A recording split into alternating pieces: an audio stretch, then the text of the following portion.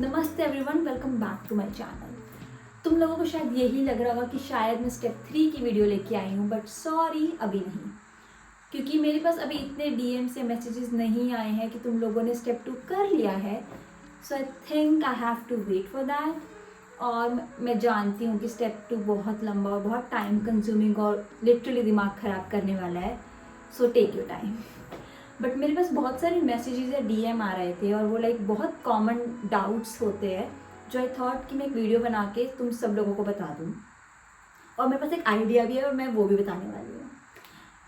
सो पहला क्वेश्चन है timeline. Erasmus की वेबसाइट पर कुछ कोर्सेज में होता है कि this course is by 2022 to 2026 या फिर 2020 से लेकर 2027 तक, या ऐसे कुछ टाइमलाइंस मेंशन है कि इसका मतलब क्या होता है। इसका मतलब होता है कि यूरोपियन यूनियन ने उनको फंडिंग दी है इस कोर्स को चलाने के लिए इस टाइम पीरियड में। जैसे मेरे कोर्स की शायद 2020 से स्टार्ट है और एंड इसकी 2026 तक थी। तो इसका मीनिंग है कि 2020 से इनको फंडिंग मिलना शुरू हुई और 2026 तक के बच्चों को ये फंडिंग दे सकते हैं। 2026 का मतलब ये नहीं हुआ कि 2026 में भी ये बच्चों को फंडिंग देंगी। 2026 तक।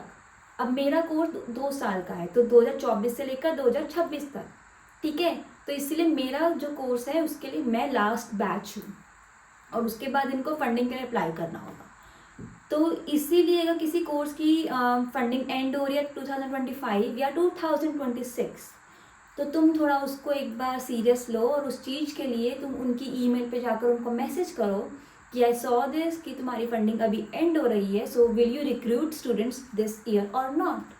सेकेंड कि अगर तुम्हें कुछ एप्लीकेशन रिलेटेड क्वेश्चन है उनके प्लेटफॉर्म से रिलेटेड, तो तुम उनको डायरेक्टली ईमेल कर सकते हो। ऐसा नहीं है कि वो अभी रिप्लाई नहीं करेंगे क्योंकि कोर्स की मतलब क्या नाम है, एप्लीकेशन की भी स्टार्ट नहीं हुई है।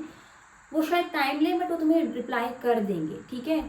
ऐसा नहीं कि तुम कुछ भी पूछ डालो, लिटरली तुम्हें इसका डाउट हो कि तुम्हें कहीं से आंसर नहीं मिल रहा है। जैसे मेरा है कि मेरा थोड़ा नेम का इशू है, I don't have a sir name, तो मैं सरनेम वाले कॉलम में क्या फिल करूँ, क्योंकि it's a documentation process.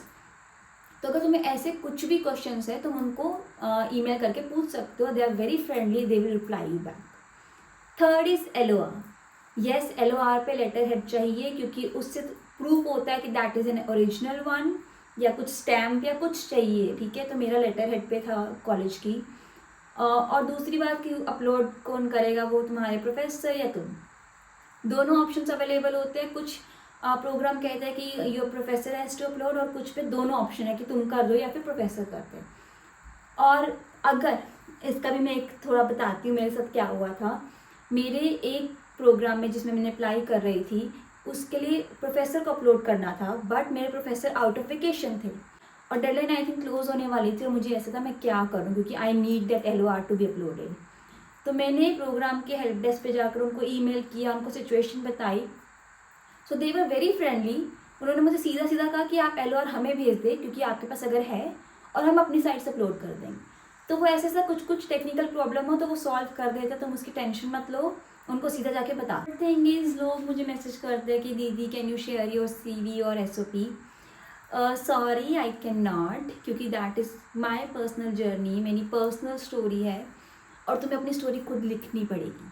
I know I am sounding very rude, but मुझे भी ऐसे ही रिस्पॉन्स मिलते थे जब मैं लोगों को बोलती थी कि यार आप अपना CV या SOP दे दो, तो दे सेड लाइक नहीं, अपना आप लिखो। और मैं बता रही हूँ, ये मुझे तब लगता था क्या यार मुझे ऐसे क्यों कह रहे हैं, दे नहीं सकते।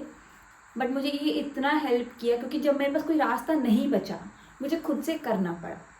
और जब तुम खुद से करोगे ना, वो तभी अच्छा बनेगा और तुम्हारी मेहनत उसमें दिखेगी कि तुमने मेहनत करी है, एक एक चीज़ में मेहनत करी है। मैं बता नहीं सकती हूँ CV में मैंने इतनी मेहनत करी है कि मैं एक एक स्पेस को एडजस्ट करना, कैसे लिखूँ कि मेरा कंटेंट सारा आ जाए, तो वो तुम खुद से सीखोगे, ठीक है। तो वो तो तुम्हें अपनी जर्नी करनी पड़ेगी, वो उसमें तुम्हारी कोई ऐसे हेल्प नहीं कर पाएगा। मैं तुम्हें टिप्स दे सकती हूँ, मैं तुम्हें गाइड कर सकती हूँ, बट मैं तुम्हें अपनी चीज़ नहीं दे सकती कि तुम उसको कॉपी पेस्ट करके दे दो। चाहे तुम कहो कि मैं कॉपी पेस्ट नहीं करूँगा, बट मेंटली यू थिंक कि मैं इसको चेंज कर दूँ, मैं इसको बेसिक यही रखूँ, मैं इसको बस अपनी डिटेल्स भर दूँ, और वो कॉपी पेस्ट ही होता है। So sorry I can't do that. अब आते हैं नेक्स्ट आइडिया पे जो मैं सोच रही हूँ। दैट कि मैं एक व्हाट्सएप ग्रुप बनाऊँ जिसमें तुम सब लोग हो और तुम एक दूसरे की हेल्प कर सको। और अगर कुछ कुछ जो भी क्वेश्चंस होंगे जो मुझे लगेगा कोई हेल्प नहीं कर पा रहा, I can message you guys in that. So let me know if you guys like want कि हाँ एक टेलीग्राम में व्हाट्सएप ग्रुप बना दो। उसके बाद I was thinking let's do a zoom और Google meet with all of you guys, कि जिसको कोई भी क्वेश्चन है वो मुझसे उस कॉल में पूछ सकता है कि, और जेन्युइनली क्वेश्चंस जो है कि हाँ मुझे इसका आंसर नहीं समझ आ रहा है मैं कैसे करूँ, और जिससे तुम सब लोगों की हेल्प हो जाए। सो शायद मैं गूगल फॉर्म डालूँ डिस्क्रिप्शन में एंड लेट्स सी कि मुझे कितना रिस्पॉन्स मिलता है, और उस बेसिस पे मैं गूगल मीट या टीम्स मीटिंग शेड्यूल कर सकूँ तुम लोगों के साथ, सो 1-to-1 कनेक्शन के लिए। बट अगर तुम जेन्युइन क्वेश्चंस पूछोगे, नॉट फालतू क्वेश्चंस, ठीक है। So see you guys in the next video. Please like, share and comment, and bye bye.